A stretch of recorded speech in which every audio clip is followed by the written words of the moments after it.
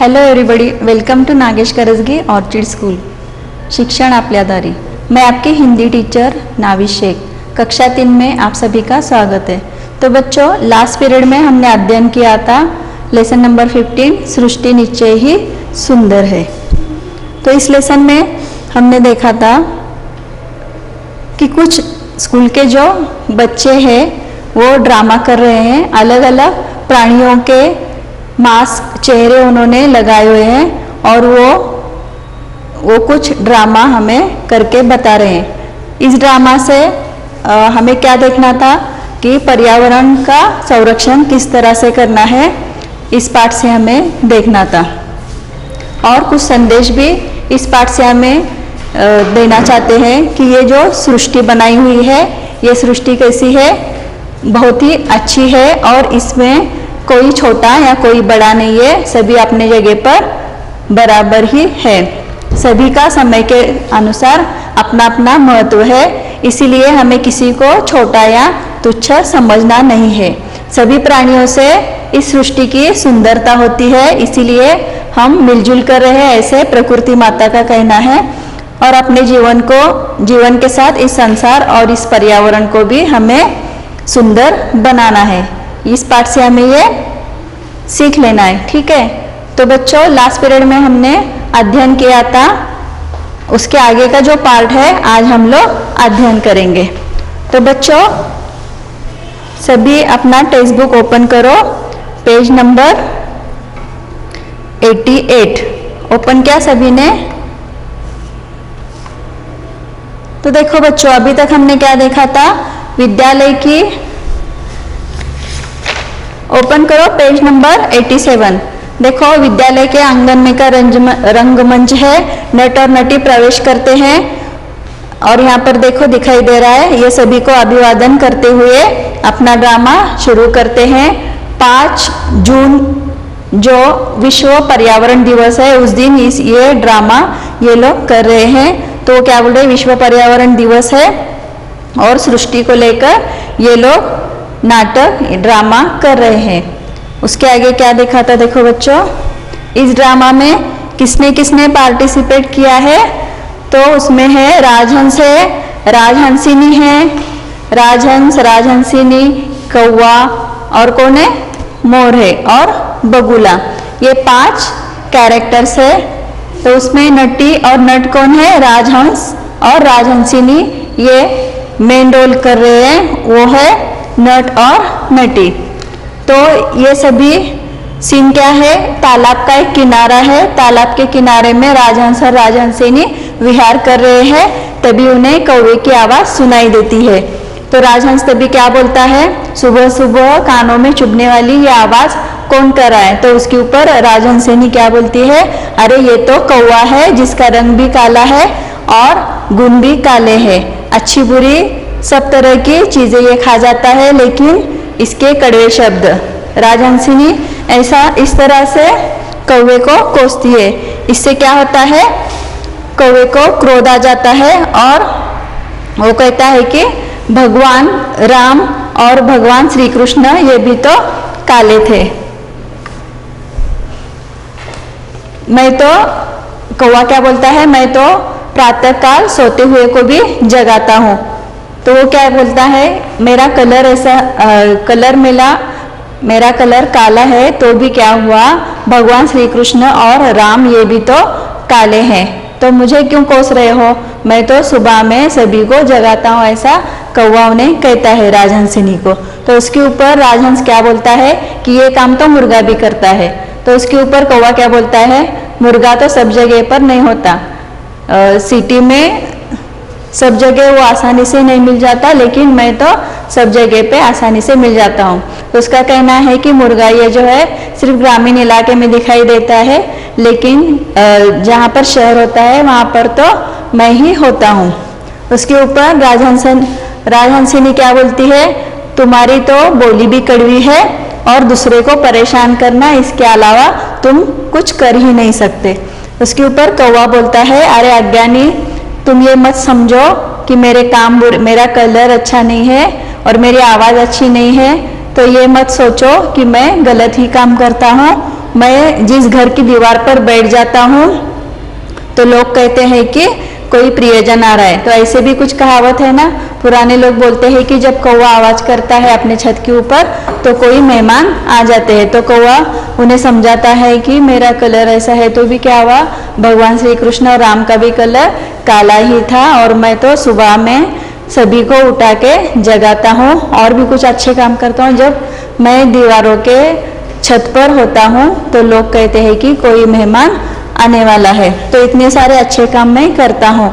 मैं इतना सच्चा हूँ कि अपने बच्चे को माँ भी क्या कहती है, झूठ मत बोलो कौवा काटेगा।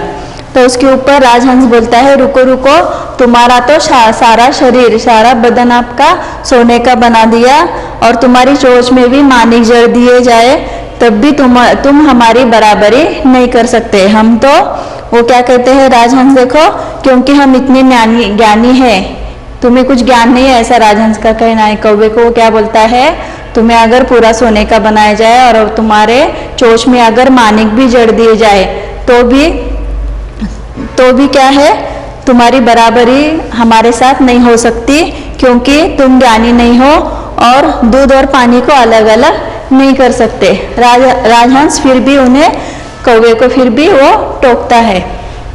देखो इसके आगे नेक्स्ट, यहाँ तक का हमने अध्ययन किया था। अभी नेक्स्ट क्या है, कौवा क्या बोलता है, अपने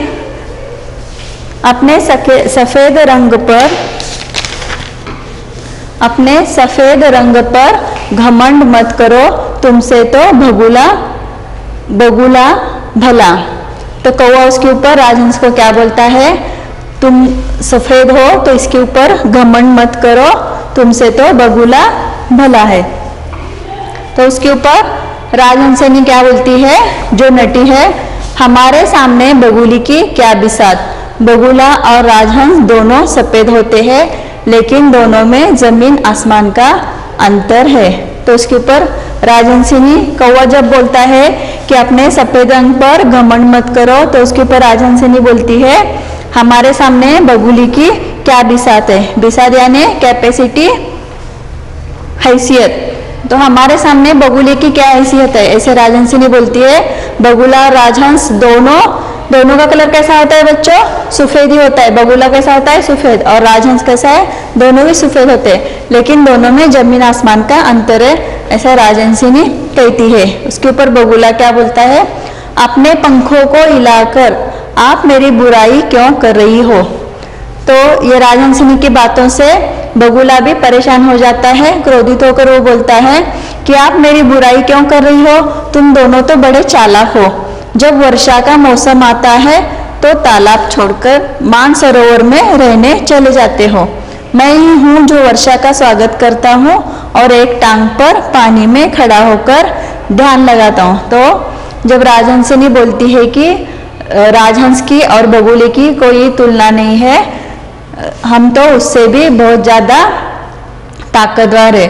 तो इसके ऊपर बगुला क्या बोलता है, आप मेरी बुराई क्यों कर रहे हो, तुम दोनों बहुत ज्यादा चालाक हो। जब बारिश आ जाती है तब तुम कहाँ जाते हो, मानसरोवर चले जाते हो, और मैं ही हूँ जो वर्षा का स्वागत करता हूँ और एक टांग पर पानी में खड़ा होकर ध्यान लगाता हूँ। मुझे तो राष्ट्रीय पक्षी होना चाहिए था, न जाने क्यों भगवान ने उस सांप खाने वाले मोर को राष्ट्रीय पक्षी बना दिया है। तो सभी आपस में झगड़ा कर रहे, देखो बच्चों यहाँ पर राजहंस, राजहंसिनी, कौवा और उसके बाद कौन है यहाँ पर, बगुला आ गया। तो सभी को क्या लग रहा है कि मैं ही श्रेष्ठ हूँ और ये तुच्छ है। तो इसी से इनका सभी का झगड़ा चल रहा है। उसके ऊपर फिर अभी प्रवेश किसका होता है, देखो मोर का प्रवेश हो जाता है। प्रवेश करके मोर क्या बोलता है, राष्ट्रीय पक्षी मैं ही हूँ। अरे बगुले, तुम तो इतने धूर्त हो कि पानी में चुपचाप खड़े होकर छल से मछलियों को पकड़कर खा जाते हो। तो सभी एक में की कैसी सभी बुराई कर रहे हैं, सभी में खोट निकाल रहे हैं, किसी को उनके गुण नहीं दिख रहे, अवगुण ही दिख रहे हैं, सभी एक में को कोस रहे हैं। यहाँ पर इस नाटक में ये दिख रहा है ना, सभी खुद को ही श्रेष्ठ समझ रहे हैं और दूसरी की गलतियां यहाँ पर निकाल रहे हैं।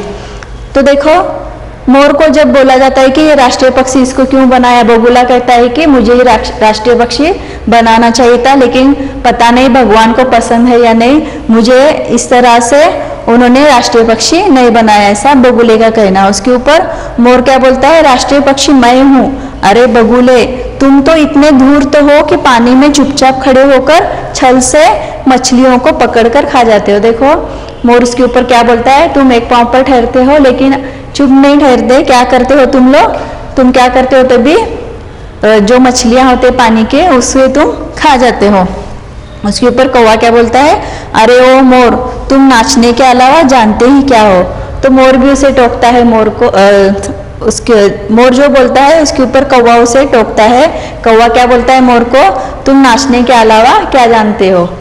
पता है ना बच्चों, जब धूप में बारिश आती है तभी मोर नाचता है, तो इसलिए कौवा उसे कोसते हुए क्या बोलता है मोर को, तुम नाचने के अलावा जानते ही क्या हो। नेक्स्ट देखो, पेज नंबर 91 ओपन करो। उसके ऊपर मोर क्या बोलता है, देखो, सुनो मेरा नाच और मेरी बोली बहुत सुंदर है। देखो मोर का नाच सभी को बहुत पसंद आता है। जब मोर नाचता है तो उसके पूरे पंख जैसे ऐसे फैले हुए होते हैं, और वो जो नाच करता है वो बहुत सुंदर दिखता है ना। तो उसी तरह मोर क्या बोलता है, मेरा नाच और मेरी बोली बहुत सुंदर है, मेरे पंख भी सुंदर है, विधाता ने मेरे सिर पर मुकुट लगाकर मुझे पक्षीराज बनाया है। तो यहाँ पर देखो मोर जो है वो अपनी खूबियां बता रहा है, मैं कैसा हूँ, दिखने में बहुत सुंदर हूँ, मेरी आवाज सुंदर है, मीठी है, और मेरे पंख तो बहुत सुंदर है, और ये जो है सब कुछ विधाता ने मुझे प्रदान किया है, और मेरे सर पर मुकुट भी है, इसलिए मैं पक्षीराज बनाया है, ऐसा मोर का कहना है। उसके ऊपर राजहंस क्या बोलता है, शांत शांत, पक्षीराज तो मैं ही हूँ क्योंकि मैं ही ज्ञानी हूँ। तो इसके ऊपर राजहंस क्या बोलता है, उसे अपने ज्ञान पर बहुत ज्यादा उसे उसका ये है वो क्या बोलता है कि मैं ही पक्षीराज हूँ क्योंकि मैं बहुत ज्यादा ज्ञानी हूँ। इसके ऊपर बगुला क्या बोलता है, मैं ही शिरोमणि हूँ। बगुला क्या बोलता है, मैं ही शिरोमणि हूँ। उसी वक्त प्रकृति माता प्रवेश करती है। देखो ये सभी बगुला, कौवा, राजहंस, राजहंसिनी, मोर, ये सभी मिलकर झगड़ा करते हैं कि सब में श्रेष्ठ कौन है। तभी ये झगड़ा इनमें सुलह करने के लिए प्रकृति माता वहां पर आ जाती है, प्रकृति माता का समावेश होता है। देखो ये है प्रकृति माता, और ये है राजहंस, राजहंसिनी, बगुला, और ये है मोर, और ये है कौवा। प्रकृति माता क्या बोलती है, आपस में विवाद मत करो, मैं प्रकृति ही तुम सबकी माता हूँ, तुम सब मुझे प्रिय हो, समय के अनुसार सबका महत्व है, तुम सबके द्वारा ही मेरी शोभा है, मिलजुल कर रहो, सृष्टि को सुंदर बनाओ। तो देखो परिवार के बड़े लोगों का काम क्या होता है, अगर आपस में कोई झगड़ा कर रहा है तो उसमें सुलह कर दे। तो उसी प्रकार ये सब जो लोग हैं झगड़ा कर रहे थे, उसी वक्त प्रकृति माता वहां पर प्रकट हो जाती है, और वो सबको समझाकर बोलती है कि आपस में विवाद मत करो, मैं प्रकृति तुम सबकी माता हूँ, तुम सब मुझे प्रिय हो, समय के अनुसार हर एक का महत्व है, कोई कम नहीं है और कोई बड़ा नहीं है, तुम सबके द्वारा ही मेरी शोभा, ये जो सृष्टि है ये तुम सबके द्वारा ही बनी रहती है, मिलजुल कर रहो।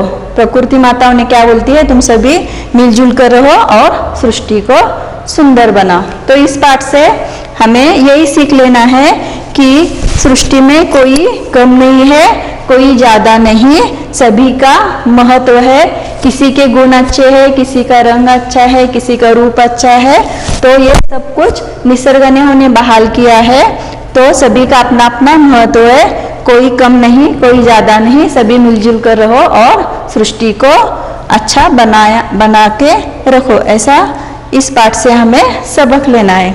ठीक है बच्चों, तो ये पाठ आपको कैसा लगा, अच्छा लगा ना। तो बच्चों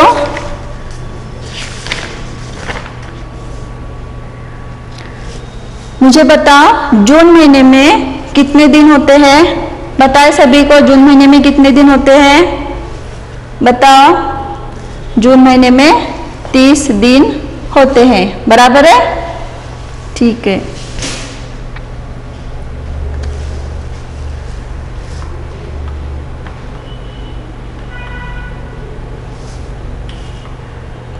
तो बच्चों यहाँ पर क्वेश्चन है लिंग बदलो।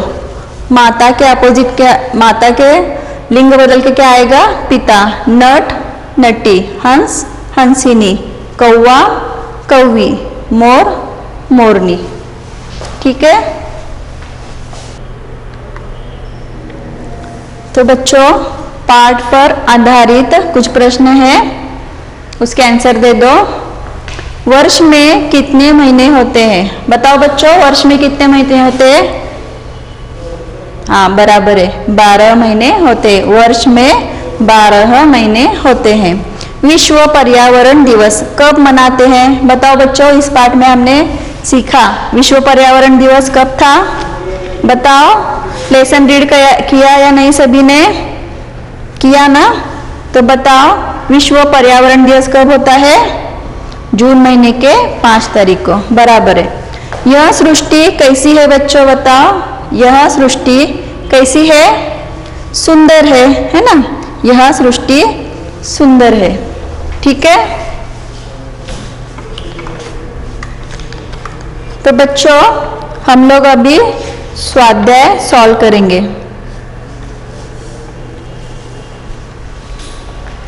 तो बच्चों स्वाध्याय सॉल्व करने से पहले मैं आपको एक बात बताना चाहती हूँ।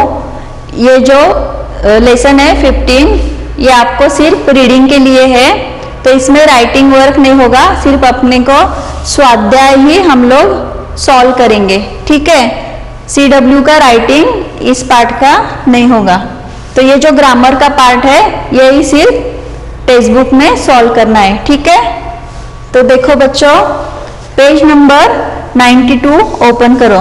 किया सभी ने? पेज नंबर 92 पाठ बोध बहुविकल्पीय प्रश्न। क्वेश्चन फर्स्ट, सही उत्तर पर सही का निशान लगाइए। क क्या है? तालाब में कौन कौन विहार कर रहे थे? कछुए और बदक, मेढक और मछलियां, राजहंस और राजहंसिनी। तो क्या आएगा इसका आंसर? बताओ। हाँ बराबर है, राजहंस और राजहंसिनी। तो यहाँ पर टिक मार्क करना है। नेक्स्ट देखो, ख वर्षा के मौसम में मानसरोवर कौन चला जाता है? बगुला, राजहंस, मोर। बताओ बच्चों कौन जाता है? बगुला जाता है, राजहंस जाता है या मोर जाता है? हाँ बराबर है, राजहंस। तो राजहंस पर यहाँ पर टिक मार्क करना है। नेक्स्ट देखो, ग हमारा राष्ट्रीय पक्षी कौन है? कोयल, कौवा, मोर। बताओ बच्चों हमारा राष्ट्रीय पक्षी कौन है? हाँ मोर, बराबर। तो यहाँ पर इस तरह से टिक मार्क कर दिया। क्या सभी ने? और एक बार देखो बच्चों, तालाब में कौन कौन विहार कर रहे थे? तालाब में राजहंस और राजहंसिनी विहार कर रहे थे। वर्षा के मौसम में मानसरोवर कौन चला जाता है? वर्षा के मौसम में मानसरोवर राजहंस चला जाता है। हमारा राष्ट्रीय पक्षी कौन है? हमारा राष्ट्रीय पक्षी मोर है। ठीक है।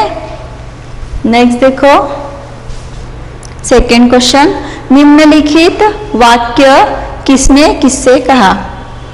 देखो, क मैं तो प्रातःकाल सोते हुए को जगाता हूँ। किसने बोला बच्चों? मैंने अभी आपको पढ़ाया था, पता है ना? कौन जगाता है हमें सुबह में? कौन जगाता है? कौवा, बराबर है। तो कौवे ने किसे बोला? राजहंसिनी को। तो यहाँ पर लिखना है किसने बोला और किससे बोला। तो यहाँ पर ऐसा लिखेंगे, कौवे ने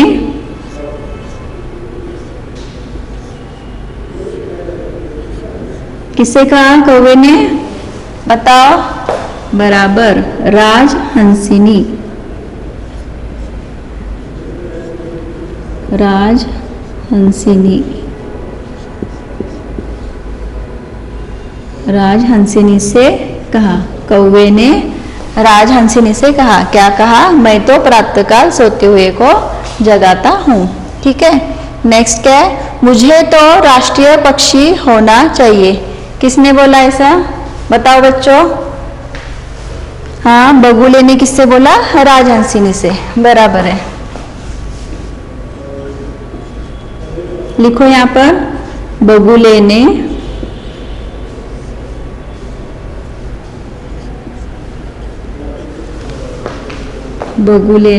राजहंसिनी से कहा।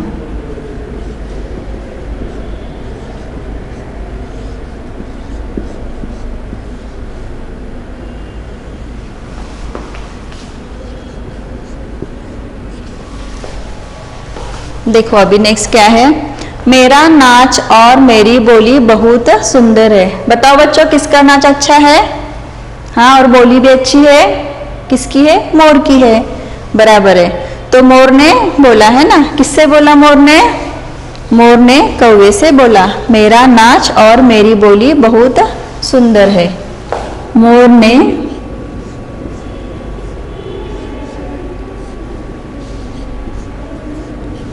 ने कौवे से कहा।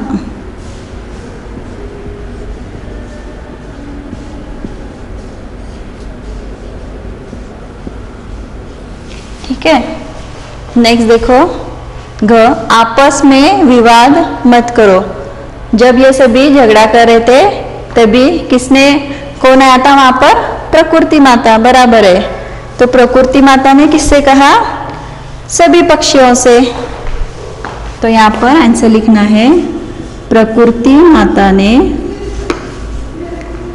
प्रकृति, ये वर्ड बराबर लिखना है, प्रकृति माता ने,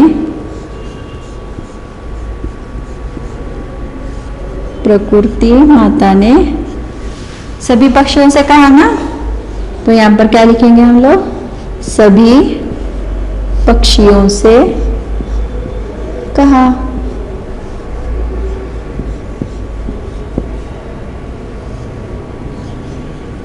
क्या कहा प्रकृति माता ने सभी पक्षियों से, मिलजुल कर रहो, कोई छोटा या कोई बड़ा नहीं। तो देखो और एक बार मैं दोहराती हूँ, मैं तो प्रातःकाल सोते हुए को जगाता हूँ, कौवे ने राजहंसिनी से कहा। मुझे तो राष्ट्रीय पक्षी होना चाहिए, बगुले ने राजहंसिनी से कहा। मेरा नाच और मेरी बोली बहुत सुंदर है, मोर ने कौवे से कहा। आपस में विवाद मत करो, प्रकृति माता ने सभी पक्षियों से कहा। लिखा सभी ने। तो देखो बच्चों, नेक्स्ट पेज ओपन करो, पेज नंबर 93, क्वेश्चन 5, भाषा बोध। ये ग्रामर का पार्ट है। कोष्टक में दिए गए शब्दों में से सही शब्द चुनकर वाक्य पूरे कीजिए। तो देखो यहाँ पर क्या दिया है ब्रैकेट में, द्वारा, में, के, को, से, को 2 बार आया है यहाँ पर। तो ये जो वर्ड है यहाँ पर हमें लिखना है, सही शब्द चुनकर यहाँ पर लिखना है।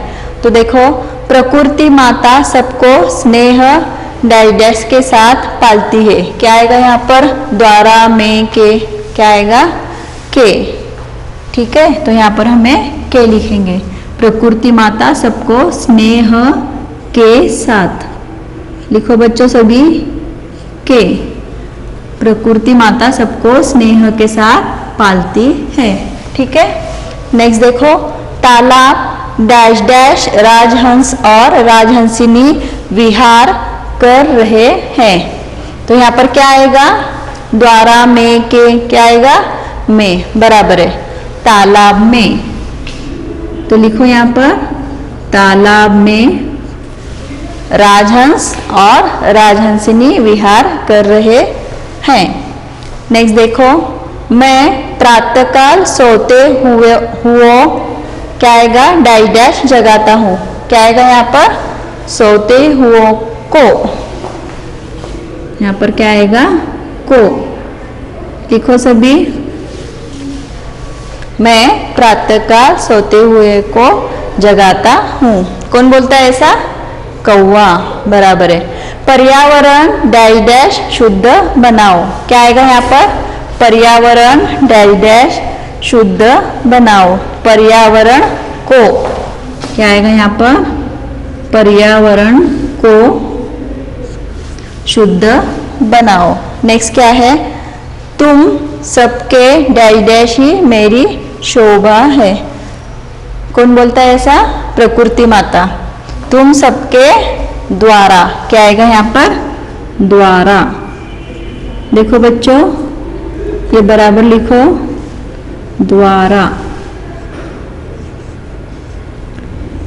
तुम द्वारा ही मेरी शोभा है। लास्ट वन क्या है? तुम तो छल डैश डैश मछलियों को खा जाते हो। क्या आएगा यहाँ पर? तुम तो छल से, तुम तो छल से मछलियों को खा जाते हो। ठीक है, समझ में आ गया? प्रकृति माता, और एक बार मैं दोहराऊंगी, प्रकृति माता सबको स्नेह के साथ पालती है। तालाब में राजहंस और राजहंसिनी विहार कर रहे हैं। मैं प्रातःकाल सोते हुए को जगाता हूँ। पर्यावरण को शुद्ध बनाओ। तुम सबके द्वारा ही मेरी शोभा है। तुम तो छल से मछलियों को खा जाते हो। ठीक है, नेक्स्ट देखो बच्चों, 6th, निम्नलिखित वाक्यांशों के लिए शब्द लिखिए। देखो यहाँ पर अभी ये ऐसा सेंटेंस है, उसके लिए एक ही शब्द, हमें ये वाक्य के लिए एक शब्द लिखना है। ज्ञान बांटने वाला, क्या बोलते हैं ज्ञान बांटने वाले को? ज्ञानी। ठीक है, तो लिखो यहाँ पर ज्ञानी। ज्ञान बांटने वाला ज्ञानी। इसके बाद देखो सुबह का समय, सुबह के समय को हम क्या बोलते हैं? प्रातः काल। प्रातः काल, सुबह का समय यानी प्रातः काल। ठीक है, नेक्स्ट देखो सच बोलने वाला, सच बोलने वाले को हम क्या बोलते हैं? सत्यवादी। सत्यवादी। ठीक है, नेक्स्ट देखो क्या है? पक्षियों का राजा। क्या आएगा यहाँ पर? पक्षी राज। पक्षियों का राजा, पक्षी राज। समझ में आ गया बच्चों? वाक्य के लिए शब्द लिखना है। ज्ञान बांटने वाला ज्ञानी, सुबह का समय प्रातःकाल, सच बोलने वाला सत्यवादी, पक्षियों का राजा पक्षीराज। लिखा सभी ने? ठीक है, अभी नेक्स्ट देखो 7, विपरीतार्थ शब्द लिखिए, यानी अपोजिट वर्ड लिखना है आपको। यहाँ पर इन्होंने एग्जाम्पल दिया है स्नेह, घृणा। स्नेह के अपोजिट क्या आएगा? घृणा। वैसे ही बड़ा के अपोजिट क्या आएगा? छोटा। बराबर है, लिखो यहाँ पर बड़ा, छोटा। नेक्स्ट देखो अच्छी। अच्छी के अपोजिट क्या आएगा? अच्छी के अपोजिट आएगा बुरी। बराबर है, बुरी। कड़वी। कड़वी के अपोजिट क्या आएगा? बताओ? मीठी। बराबर है, मीठी। दवाइयाँ कैसी होती है? कड़वी। और शक्कर कैसी होती है? शुगर, मीठी। ठीक है, अज्ञानी। अज्ञानी के अपोजिट क्या आएगा? ज्ञानी। क्या आएगा? ज्ञानी। ठीक है, लिखा सभी ने? और लास्ट वन क्या है? सफेद। सफेद के अपोजिट क्या आएगा? White and black. तो यहां पर क्या आएगा? काला। ठीक है, विपरीत शब्द देखो। स्नेह के अपोजिट है घृणा, बड़ा, छोटा, अच्छी, बुरी, कड़वी, मीठी, अज्ञानी, ज्ञानी, सफेद, काला। तो बच्चों आज हमने इस पाठ से क्या सीखा? तो सृष्टि में कोई छोटा या कोई बड़ा नहीं है, सभी का महत्व अपने अपने जगह पर है। प्रकृति माता हमें क्या बोलती है? सभी मिलजुल कर रहो, आपस में विवाद मत करो, तुम सबसे ही मेरी शोभा बनी रहती है और तुम्ही से ये जो पर्यावरण है, ये सृष्टि अच्छी रहती है।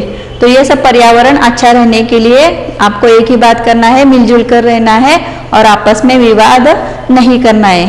यह सीख हमें इस पाठ से लेना है। तो बच्चों इस पाठ के जो कठिन शब्द थे वो कठिन शब्द आपको रीड करना है। आपके लिए गृह कार्य क्या होगा कठिन शब्द का? पाठ में आए कठिन शब्द एक बार वाचन करना है, पाठ का वाचन एक बार करना है।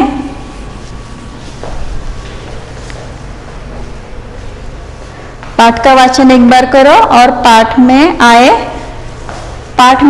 कठिन शब्द का वाचन एक बार करना है। तो ठीक है बच्चों, ये पाठ आपको अच्छा लगा? मैं आशा करती हूँ आपको ये पाठ पसंद आया होगा।